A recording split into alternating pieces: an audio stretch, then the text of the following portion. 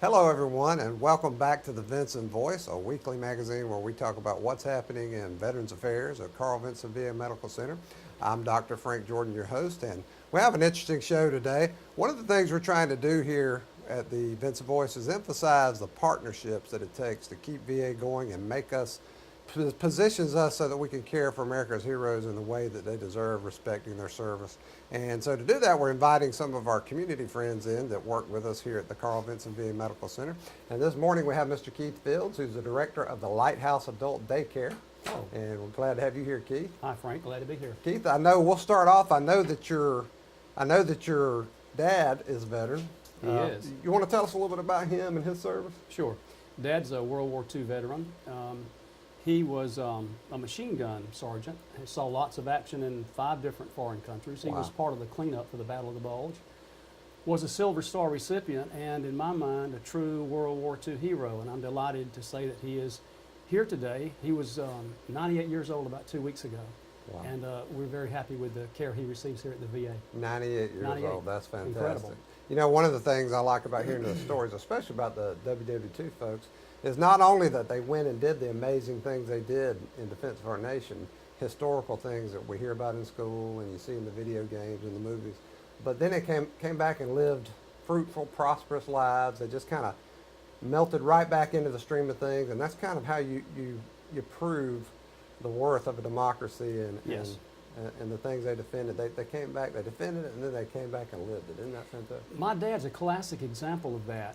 He was a blue-collar worker his entire life. When he got out of World War II, he started working in high power line construction in North Georgia and worked with an REA until he retired many years ago, and was just a classic example of living the American dream and building America. He truly is one of the last great generation. Right. Yeah. And, you know, we here at the VA, we consider anyone that raised their hand and said they defend our country a hero. But then you've got people like your dad who Yes. actually went out and lived those he did. those amazing things. It's just, Yeah. and when you think back, the technology they had back in those Oh, days and how they survived and were able to persevere, and it's just the strength of their character that made it. It's incredible to think that we actually won World War II Right. decisively like we did with the technology that we had. Coming from behind, really. Amazing. Yeah, so I think that's a testament to the American spirit. And Yes. people like your dad People like him. are living examples. I call them living history. Sure. Because they literally were there. When people talk about they wish they had a time machine, I tell them, you got a time machine. They're called veterans. Yes. And if you'll talk to them, you'll hear some Absolutely. amazing things.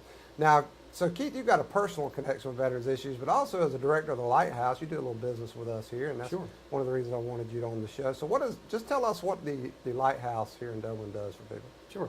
The Lighthouse Adult Daycare Center is what the name implies. We provide daycare for adults 18 years of age or older with any kind of functional or cognitive deficit. We're open Monday through Friday from 8 until 4. We provide services. Actually, the model is exactly like a child daycare model. Caregivers will bring them to the Lighthouse in the morning, and we have a lot of activities during the day. We feed them a lot of activities and a lot of different things that they do, and then they go home at 3 or 4 o'clock in the afternoon. Right. So it's the Lighthouse is a facility that provides services for any adult who is not able to stay at home alone during the day. Right. Yeah. You know, when I was on the board of directors for the Heart of Georgia United Way, I actually went through your facility, and I was Yes. amazed at how caring the staff is, Yes. and how everyone seemed to, all the clients seemed to be relaxed and enjoying their day. I thought that was Sure. fantastic. Sure. So what's something special going on with you guys this month, isn't there? What's Well, going yeah, on? this month, and then we have something else which I'll also tell you about. But fundraisers, you know, most nonprofits like the Lighthouse raise some of their funding through fundraisers, and this month we'll be engaged in our telethon in partnership with TV 35 Oh, here in wow, Dublin. okay.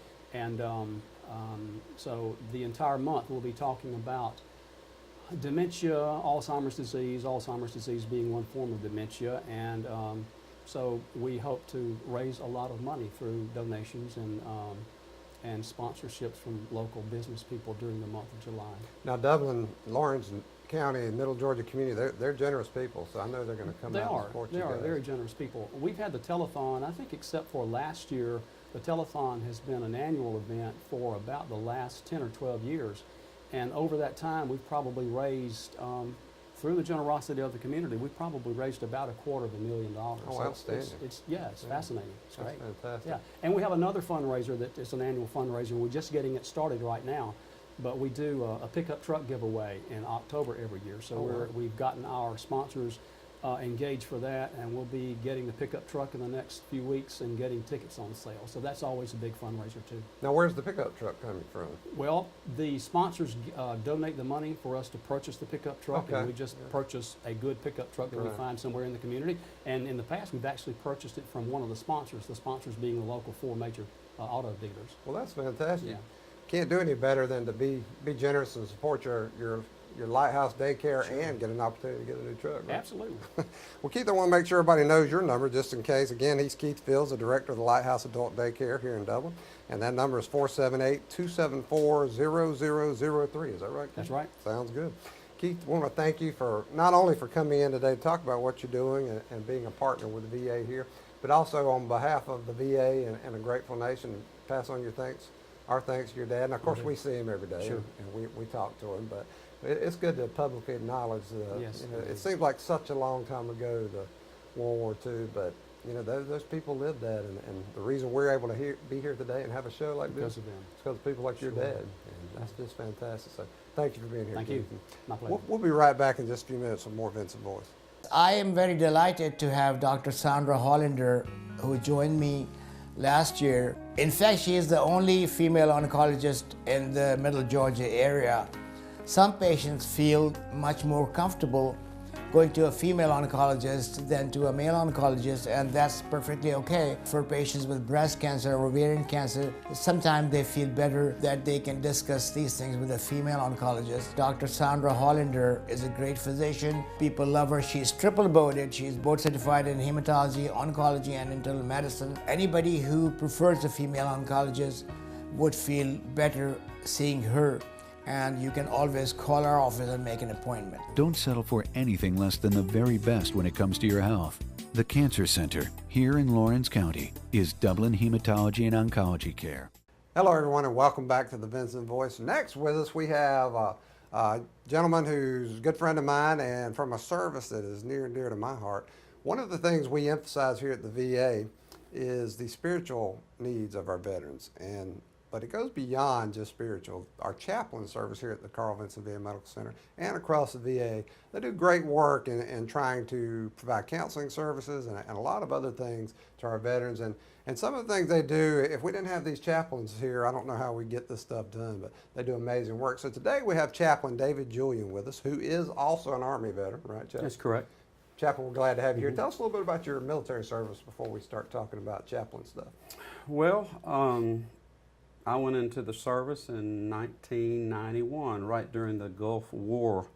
Didn't know it was going to be a Gulf War, but I got right in, and I did not go to Iraq, but I did go to Fort Polk, Louisiana, so that's where I started my career, and then ended up at Fort Bragg, North Carolina, with the 18th Airborne Corps, and really enjoyed the chaplaincy and in the military setting, and the clear authority and boundaries, and that attracted me as a human being, Right.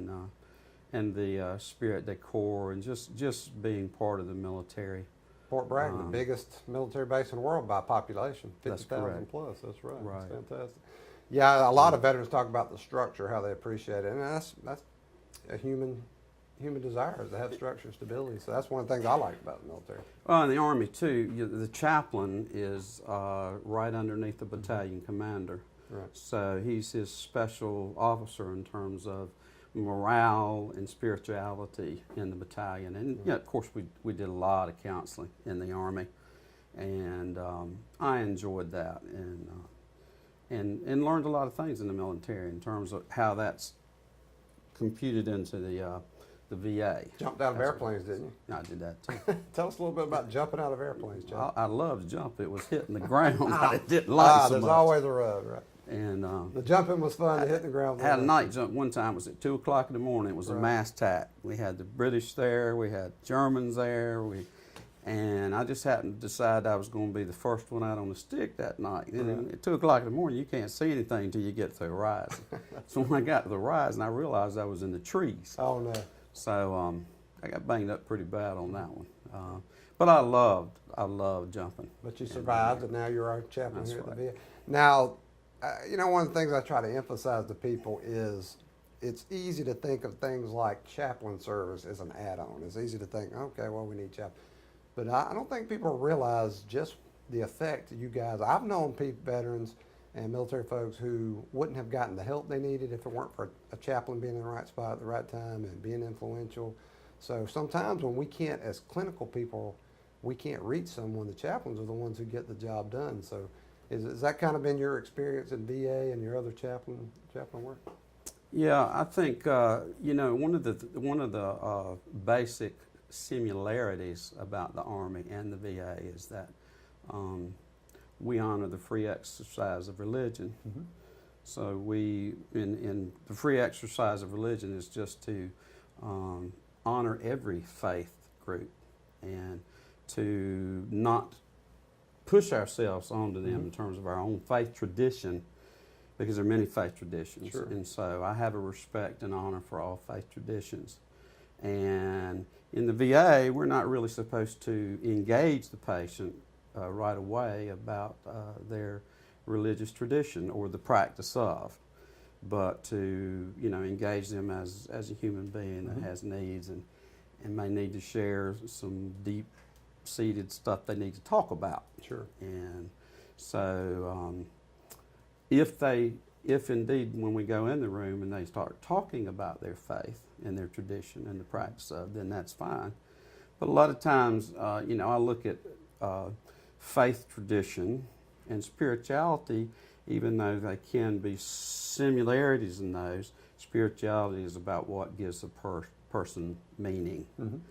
And in the VA, chaplains are very clinically trained. Sure. Every chaplain we have here has had at least 2 years of clinical training in pastoral formation, reflection, and competence. So, you know, I can give you an example of one time I had a veteran when I was on 12. That was USS Oklahoma. Mm-hmm. And he told me he had gone to the bathroom. It was about 7:30, and he said, I think the USS Oklahoma was the second ship to get hit at Pearl Harbor. And he did, when he made it back up, he was Catholic, so they were having a Catholic service. The priest was dead, and half of his people that were at the Mass, the rest of them were gone, had jumped over the ship into the water, which by this time had oils flaming. So when I was speaking to him in the room, chaplains develop a trust with people, so they can be open about what's going on with them, and be. It's all about trust. Yeah, and be real and transparent with us and us them. But he was telling me about he had gotten a letter from his daughter. The letter was very angry, and he asked me if I wanted to read it, and I said sure. So she was. He came home from World War II, and back then they called PTSD, I believe, shell shock. Mm-hmm. And he didn't know he had that. Right. He never got diagnosed with that. But what he did become was an alcoholic, and he was a carpenter. So I say, well, how much did you drink? I drank about a case a day. Whew. Well, he had 2 daughters, so obviously his relationship to his family hurt. Sure. But anyway, this daughter was older. This was the oldest daughter who wrote him this letter. And I told him, I said, well, you're a carpenter. I said, can I reframe this for you? Right. And he said, all right. I said, I see 2 things in this letter that maybe you don't see. One is she's thinking about your immortality. You're 86 years old. Right. The curtain's starting to close on your life, and she's still standing outside the curtain. And she's also, this is a cry for help, for a relationship with you. So as a chaplain, you know, when we're tracking and using our pastoral skills, we can see things like that. And so he never thought about it that way. And he said, what do you think I ought to do, chaplain? I said, well, you can speak to her, you can write a letter. She wrote a letter. He wrote a letter. Okay. She liked the letter, and she responded. And when he left here, I rolled him out in the wheelchair with her right beside us. That's fantastic. So that's a great example of Of pastoral care real world concept, thing real that world we do as results. chaplains. Right, that's And right. a lot of people don't see us as counselors, Right. and we do have a lot of skill training That's in that a area. life influence Yeah. by what you And do. that makes me really feel Got to be good proud of that. to, Gotta be proud of that. to be able to help a veteran like Outstanding. that. Well, Chaplain, stay right where you are. We're going to take a little break, but then I want to talk a little bit more about chaplain services at the VA. Okay. Folks, we'll be right back with more Vinson Voice. The Ice House is a beautifully restored warehouse in downtown Dublin that mixes Southern grace and history with an urban modern flair. Book your next special event today at 278-7224. The Ice House, downtown Dublin. Folks, we're back with the Vinson Voice, and we're going to continue our conversation with Chaplain David Julian, who's a member of our chaplain services here at the VA. We've been talking about how VA chaplain services have a direct impact on the services that our veterans receive and the quality of life that these folks experience. And Chaplain had just given us a fine example of how what he does and his peers do, how that gives a real world consequence to what the veterans experience. Now, one thing I want to talk about, you guys do for us a veteran spotlight periodically at town halls and that type of stuff, where we take a veteran that we know and we actually spotlight their life and their service and talk about it. And you guys always do a great presentation with that, but it's been so good that the National Chaplain Service at National VA in Washington recently recognized it as a best practice. Is that right? That's correct. Tell us a little bit about the Veteran Spotlight Chaplain and what that means. Well, Chaplain Brown, the chief chaplain here, and I guess about 2008, decided to talk to then the associate director, who was Kelly Duke. And she had already been thinking about something like that, and so she was really open to us doing that, which usually during the town hall meeting takes about 5 to 10 minutes. Sure. And so what we try to do is to present a veteran, because a lot of times the staff and the doctors don't know anything about their past military experiences, or whether they got a POW in front of them. Right. Like we recently still have him, Mr. Miles, who was a POW at Starlight 13. Mr. Jewel Miles is a good friend Jewel of ours. Miles, Right. and great man. Some of his stories are very painful and will bring tears to your eyes when you listen to them. But we try to take those stories about the veteran and we can't cover all of his life, but we can lift up something from when he was a veteran and what it was like to be that. And, you know, Mr. Miles has told me stories about that the room that he was sleeping in never got above 45 degrees, and usually lower than that. How the Germans didn't feed him, how they were starving to death, how he and another buddy of his from Georgia, trapped a rabbit and cooked the rabbit and ate it. Right. And you know, you got a veteran like Mr. Sam Thomas, who was involved in the civil rights movement right before the Vietnam War, and That's was right. I remember stuff. and was with Martin Luther King's very first place, who was arrested along with about 4,000 of them and put in jails around surrounding counties and cities. And he just remembered he looking out the paddy wagon slit, and then all of a sudden he's off to Vietnam, drafted, and he gets wounded over there, and he comes back on I believe it was a C9, and he says he lands in Bangor, Maine, and the only thing he can think about is to himself, laying on a cot when he's back in the United States, is, here I am fighting for freedom, but I'm not going to be free now. Right. And then he became But he continued that fight. I remember. That's right. He continued the fight, and he became a police officer in Albany.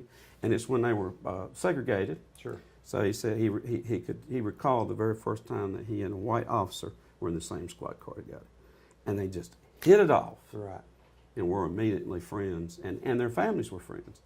And But see, these stories, and that's what I like about these stories, they help our folks here at the VA and our community make a personal connection with these veterans and what they lived through.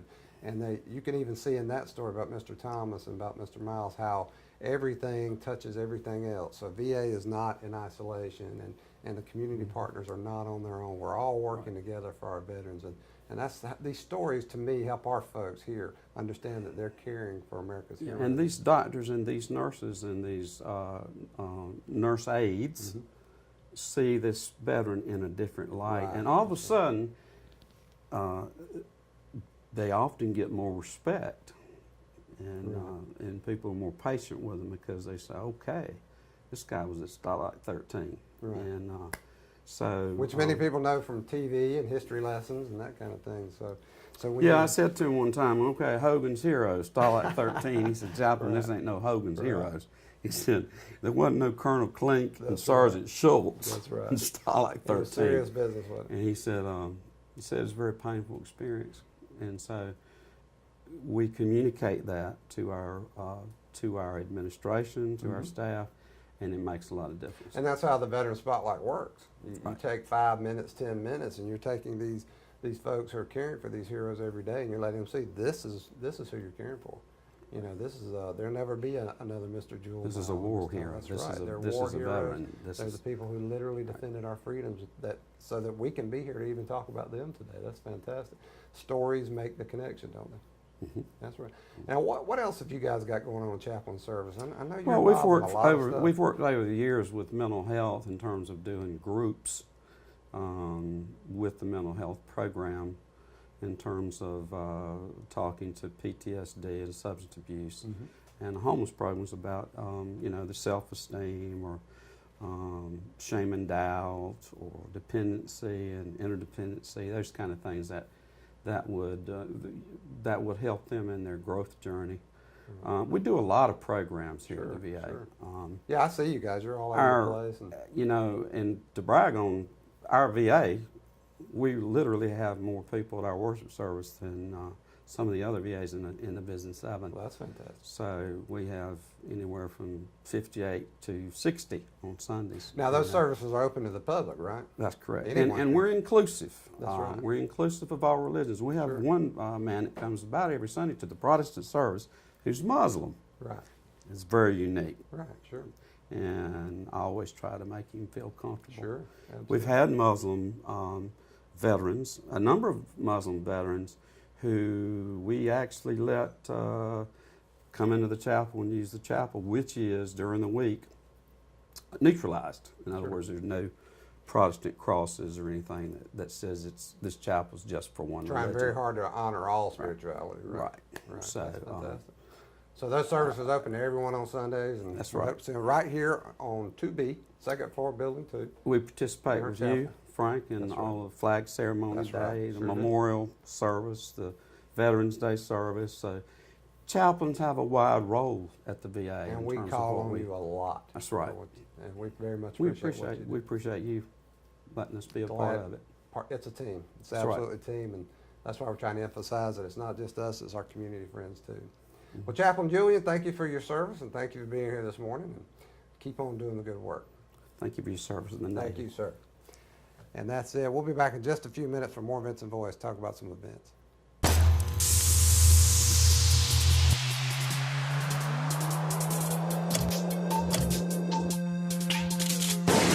If you want a paint that's more than just easy to scrub, if you want a paint that actually repels dirt and grime, if you want a paint that stands up to life's wear and tear, only this can. Regal Select from Benjamin Moore. Paint like no other. Available at Four Seasons Paint and Floor Covering. Folks, welcome back to the Vinson Voice. We like to close out each program talking about our events that are upcoming and let you know what's going on in VA. Our next big event is July 11th at 10 a.m. right here at the Medical Center on the front lawn. We're going to inaugurate the construction of our new mental health clinic. Now, we've been looking forward to this for a long time. July 11th at 10 a.m. We're going to have Senator Johnny Isakson and some other good folks here who are going to help us break ground on that project and get it rolling. So everyone's invited. We'll help you come out for that very brief ceremony. We'll have some refreshments available. We know it's going to be hot, but we won't keep you out there long. And then immediately after that at 11 a.m. in our front lobby, we're going to dedicate a letter that former Congressman Dr. J. Roy Rowland, one of our biggest supporters here at the VA, received from President Ronald Reagan, designating us as the Carl Vinson VA Medical Center. And we're going to put that up in our lobby as a sign of our history, and we're going to thank Dr. Rowland for presenting that to us. And that'll be immediately after the groundbreaking at 11 a.m. in our front lobby. We hope you'll come join us for that. And then down in Tifton on July 15th at 10 a.m. until 2 p.m., we're going to have an information fair in Tifton. This is a way of getting the community introduced to our new Tifton clinic that's coming later in the summer. We're going to include a question and answer session with leadership there, and we're going to have a media engagement that's going to let our media folks get to know what we're doing. And then also on August 31st at 1:30 p.m. at the Tifton Clinic location, we're going to have a grand opening for our Tifton Clinic. And we hope everyone's going to join us for that so that we can get that clinic started off. We've got a lot of enthusiasm down there, and we think we're going to have a big turnout for that. And also, we want you to know about tours. If you want to take a tour of the Carl Vinson VA Medical Center, just get in touch with me at 478-274-5440 or shoot me an email at frank.jordan@va.gov. We're glad to give you a tour, bring in the groups, bring in the kids. We want them to see the history that's here. And join us on our social media, Facebook, Twitter. Check out our internet site. We got a lot of good info about VA and the medical center that comes out on those sites. Follow and share. The more we share, the more veterans we reach, and the more veterans we can care for. And that's it for another edition of the Vinson Voice. Thank you for being with us.